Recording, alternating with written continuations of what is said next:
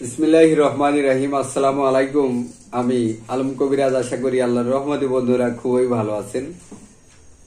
যাদের দ্রুত বীর্য আউট হয়ে যায়, 2-1 সেকেন্ডও থাকতে পারেন না, চিকিৎসা নিতেছেন, নিতে নিতে হয়রান, টাকা দিতে দিতে টাকা শেষ হয়ে গেছে গা, এমন তো অবস্থায় আপনি কি করবেন? আমি একটা টোটকা দিতেছি।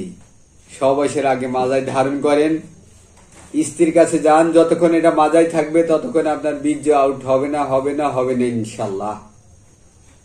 কি করবেন?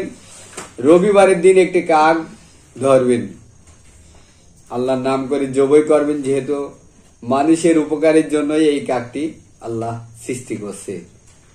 কাকের যে নলি আছে, এই নলি নেবেন, নিয়ে ওটাকে সুন্দর করে শুকাবেন, শুকায়া এটা সুতার ভিতরে দিয়ে মাজার ভিতরে দেবেন, বাঁধবেন। যখন স্ত্রী সহবাস করবেন তোর মাজায় দেবেন, সহবাস করেন, আপনার বীর্য আউট হবে না ইনশাল্লাহ। এটা বড়ই পরীক্ষিত। অনেকক্ষণ ধরে মিলামিশা করতে পারবেন। মিলামিশা করবেন, আমার জন্য দোয়া করবেন। আমরা মূলত যাই 2-1 মিনিটে বীর্যটা আউট হয়ে যায়। সাদা সিরাপ, লাল সিরাপ, এজমা, হাঁপানি, এই ধরনের রোগের চিকিৎসা করি। যদি বিশ্বাস ভক্তি লাগে আমাদের থেকে চিকিৎসা নেবেন। ভালো থাকবেন, সুস্থ থাকবেন। ভিডিও জুড়ে নাম্বার থাকবে। আসসালামু আলাইকুম।